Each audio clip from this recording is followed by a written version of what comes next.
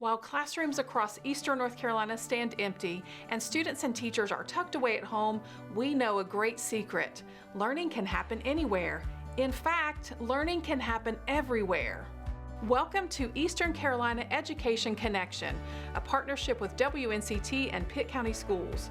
We're here to connect and reconnect with students, teachers, parents, and community during this unique and remarkable time in our state's history by helping you learn from right where you are. Hi friends, and welcome to today's first episode of Eastern Carolina Education Connection. I'm so excited that we found a way to still connect with you while you're at home so that we can learn and explore together from right where we are, even though we're not in our school buildings. We're going to join each other every day, Monday through Friday, right here on the CW from 12 to 12:30, and we're going to explore some books, we're going to take some field trips, we're going to learn how to do some things and build some things at home. We might hear some music. We might visit in with some of our PE teachers and get to move around and really have a chance to build some things and build some experiences that we can share together. I was talking to one of our friends at Pitt County Schools, one of my friends, Miss Casey Creech from Creekside Elementary, and she was telling me about a little student she has named Genesis Santiago. And Genesis was talking about all the things that she misses from being in her building. So much so that she decided to make some of her school traditions homeschool traditions. She sent a video clip to Miss Creech and she's sharing it with us here. Let's take a look. Good morning, good morning, good morning to you. Good morning, good morning, good morning to you. Our day is beginning, there's so much to do. Good morning, good morning, good morning to you. Wow, that was amazing. Thank you so much, Genesis. I bet a lot of you are doing some things at home that you usually do at school, and if you're not, just know it's okay to start making your homeschool traditions the same as your in-school traditions. As we move on today with our first episode, I'm really excited because I get to be the one that reads to you. We're going to have guest teachers on every day, so hopefully you'll see one of your teachers' nice face on the TV screen, but today you're going to see mine. And I was thinking a lot about what Genesis said about missing friends and missing things at school, so I chose a book to read today called Beryl's Box. Two brand new friends are coming to your house today, and we're going to meet them in this book by Lisa Taylor and Penny Dan. This book was published by Barron's Educational Series. I was sitting in my den this morning and I was feeling really lonely and kind of sad because I miss all my friends at school and I miss being able to learn together and go through things together. And I thought to myself, a place where I always find some joy and some happiness and feel better is in books. So I went upstairs to see if I could find a book that could maybe make me feel a little bit better and maybe help me find ways to find a little bit more joy and adventure in my day. So the one I found was a book called Beryl's Box, and it really helped me use my imagination, and it turned my sadness into happiness, and I got to meet two brand new friends in this story, Beryl and Penelope, and I didn't feel so lonely anymore. I want to share this book with you and see if you can maybe feel a little bit more happiness today, just like I did.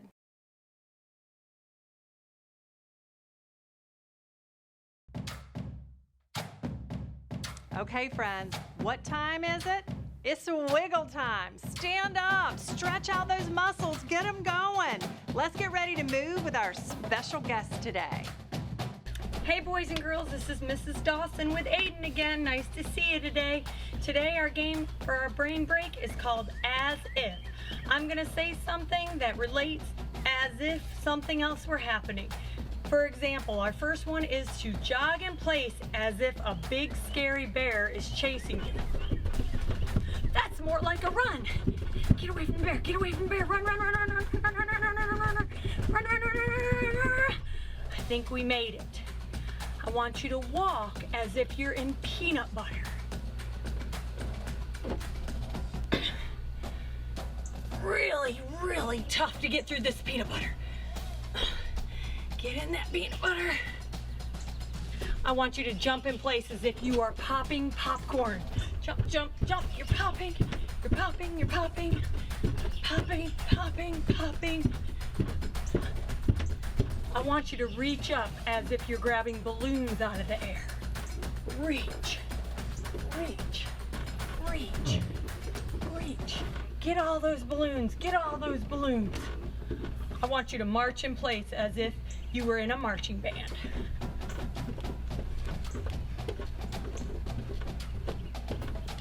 Excellent job, boys and girls. I want you to paint as if the paintbrush were attached to your head. Can you write your name? Excellent job, boys and girls. I want you to swim as if a shark is chasing you. Swim, swim, swim, swim, swim. Get away, get away, get away, get away, get away. Get away, move those arms, move those arms. I want you to move your feet as if you are ice skating. Ice skating. Maybe you fall when you ice skate, but we're pretending we don't now. And I want you to shake your body like you're a wet doll. Okay. That's today's brain break, boys and girls.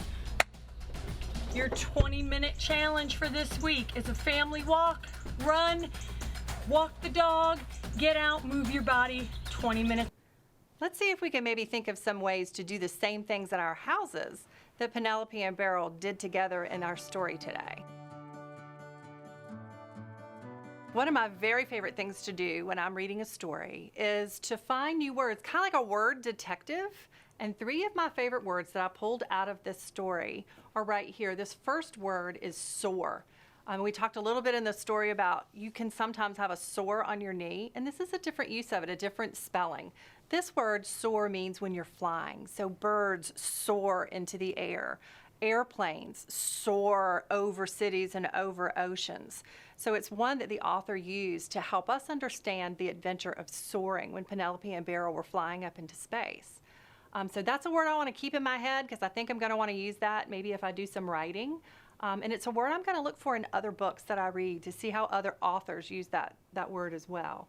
Another word that we talked about, this was a good one because that monster bellowed. And that word bellow is just a whole different way to say scream or yell. Maybe when you're shocked about something or excited about something or trying to get someone's attention. So that word bellow means to scream. So think about some ways that your family might bellow while you're at home.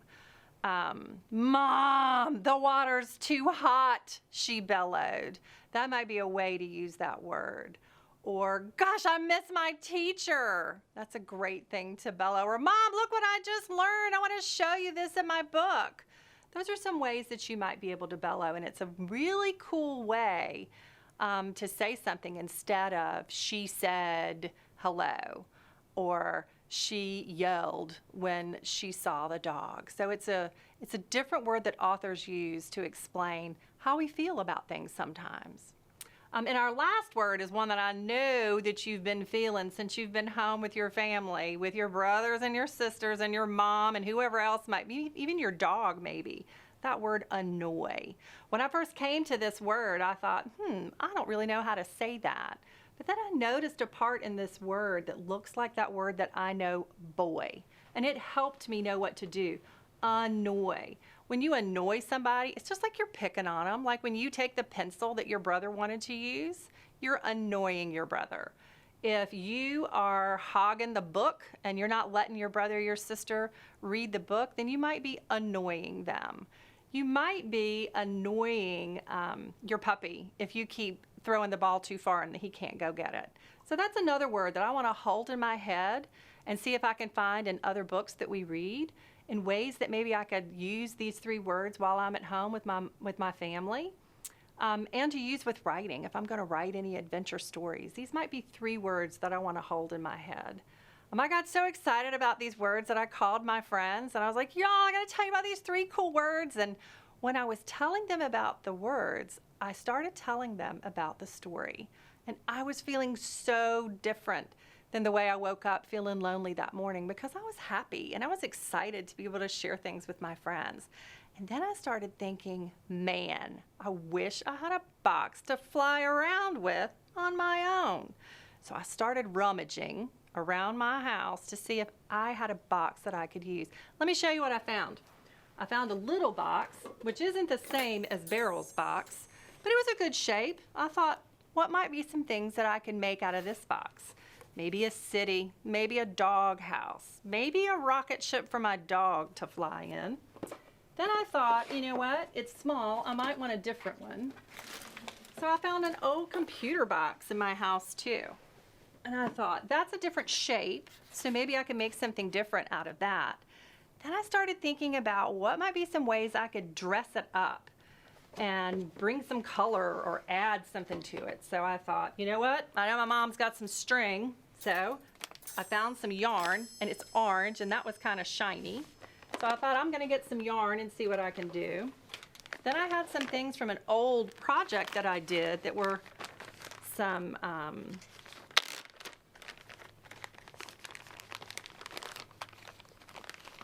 nice bendy sticks, like Beryl's bendy legs, that we could use, pipe cleaners.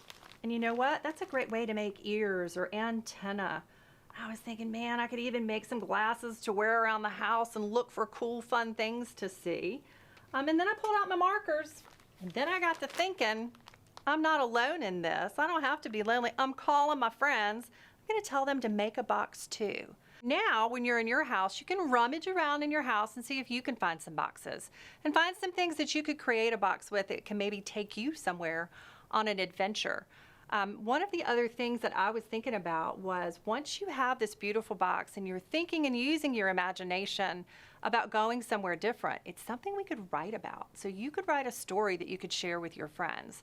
A story just like this author did here, about the adventure that you're going to have. So maybe even if you're like me and you love to find words and stories, take this word soar and say, Lucy made a box that was taking her to a brand new planet. She soared over the globe, all the way up into space. All of the aliens that were on that planet bellowed, "Hello, Lucy," as soon as she got there so that they could start playing and having their adventure out in space in this new planet. And even at the end of Lucy's story, maybe those aliens were a little bit annoyed at the fact that she was going to leave, since she made new friends and now she was going to have to go away again, and they were sad to see her go. So maybe you could create a story to go along with this new writing and tell us about the adventure. That was one thing that I was excited about doing. Once I could write a story about my box and call my friends and be like, hey guys, guess where my box took me today? So it might just be a whole nother adventure for you to be having while you're at home. Once you get your pictures taken, there's going to be a Facebook page that maybe you can add your pictures so that we can all see them. I couldn't think of any better way to bring you some positivity today than being able to talk to some of our incredible counselors. Let's go see who's in our Counselor Corner today. Hi, I'm Olivia Salter, school counselor at Ridgewood Elementary School. Thank you so much for joining us today, and we're so excited to have an opportunity for a Counselor's Corner on our episodes. Today, I wanted to talk to you about one of the things that we all have to deal with, and that is our feelings. Feelings are something that everyone has, and none of them are bad. It's just a matter of how we learn to identify them and how we learn to handle them. During this time, while we're at home and have so many unknowns happening in our life, it can cause us to have a lot of different feelings, and everything that you have is okay. We are most familiar with feeling happy or sad or angry or upset, but at these times there's other feelings that may come into play as well. Sometimes that's being anxious or worried and starting to feel like we don't have control over things in our lives. So, what's most important during these times is that you feel like you're able to start to identify those feelings and talk about it when you need to talk about it. It's okay to feel any way that you feel. It's important that you feel like you have someone to share them with. So, I want everyone to stop today and think about who they have in their lives that they have access to now to be able to share those feelings with. Obviously, it's the people that are in your home. Maybe it's your parents or your grandparents or your siblings, but there's also a lot of people in the community that you can reach out to even though they're not there with you right now. And that, of course, is the people who are in your school community and school family. So I know that you have contact with your teachers even while we're not in school.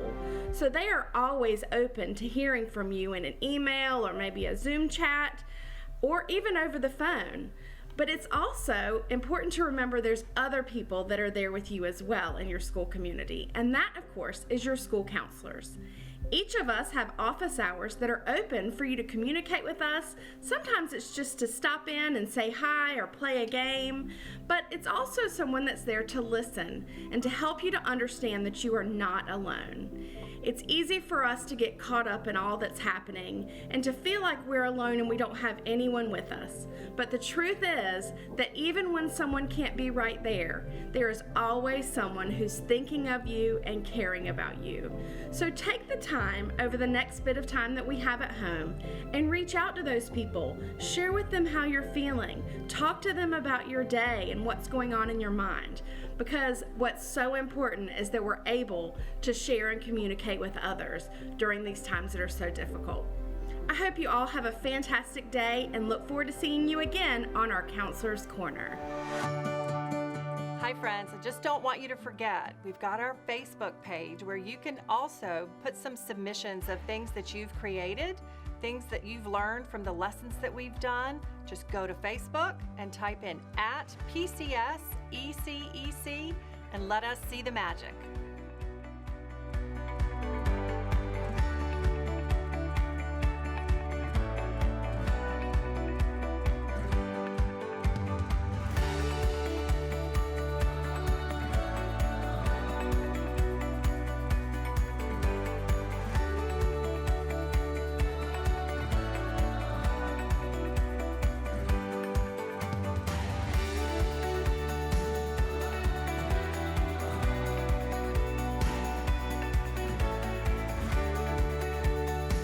So glad we got to spend this time together on Eastern Carolina Education Connection, and I'm really looking forward to our next episode where we can learn and explore together from right where you are. You can also connect with us on Facebook using the information below. We look forward to seeing you for our next episode.